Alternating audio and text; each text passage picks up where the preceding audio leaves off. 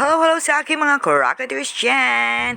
For today's video naman, igagawa naman tayo ng baked lasagna. So, ito'y madalian kasi alam niyo naman matapos ang napaka-busy namin sa kusina dahil sa aming mga pa-orders. So, wala kaming pagkain kaya ito lang talaga at talagang kailangan ko ng madaliin ito. So, makikita nyo dyan ay kinakamay ko na. Don't you worry, kami naman nakakain yan. At kitang-kita nyo naman na basa-basa ang kamay ko kasi sa likod ko na andyan ho yung lababo namin. Panay-panay ho ang hugas ko maya't maya. So, no worries. Hindi na ho ako nag-gloves dyan. At saka talaga nagmamadali na po ako dyan. So, ito ay beef po yung ano yan, yung sauce na yan. At dun sa pinaka-bottom, nilagay ko muna ng bechamel o yung white sauce. And then, nilagay ko yung lasagna noodles. And then, beef sauce. And then, bechamel po uli, and then cheese, yan, ganyan po. Yan po, inilalagay ko yan ay mozzarella cheese. Tapos yung isang binudbud ko na parang powder ay parmesan. Yung mozzarella cheese na yan ay napakahirap hanapin ngayon. Inubos nyo na yata sa supermarket. So, parang sa room ko pa yata yan na nabili. Ayan, ilang slices lang yata yan. Parang 10 slices na yung binili ko na 300. Almost 300, baka 279.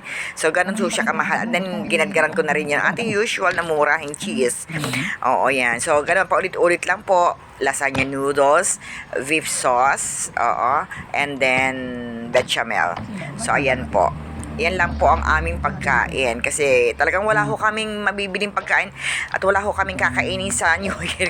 So ayan, final na yan na bechamel. So ganun din po procedure nun, lalagyan po natin ng 3 cheese. O ayan, inalog-alog natin, then yan, himayin ulit natin ang cheese. Hindi ko na ho pinakalagyan ng marami at pagkamalmal nga sinabi ko sa inyo. Pero may nagawa pa rin ho ako maliliit na nasa parang loaf fan, parang naka-apat pa ako dyan. Kasi marami yung lasagna noodles. Lasagna noodles ay sa dali ko pa ho nabili kasi talagang wala sa iba. So, ayan, parmesan cheese uli.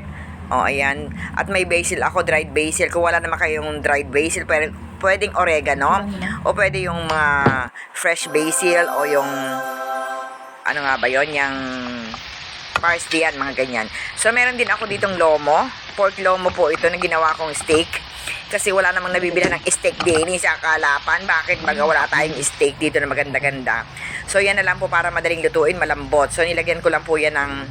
So, pinirito ko muna yan, ipinan-fry ko muna yan sa butter, yan lomo, na slice ng maninipis.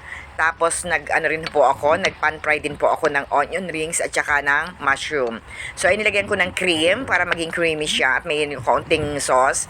So, ayan na po, luto na yan. Madali lang siya lutuin pag lomo. And then, ilagay ko na po ulit yung kalahati ng onion at saka mushroom. So, ayan, luto na yan. Bilis-bilis. O, hindi makakain kami. Pero kung sa dessert naman, marami namang dessert. So, yun lang. Babush!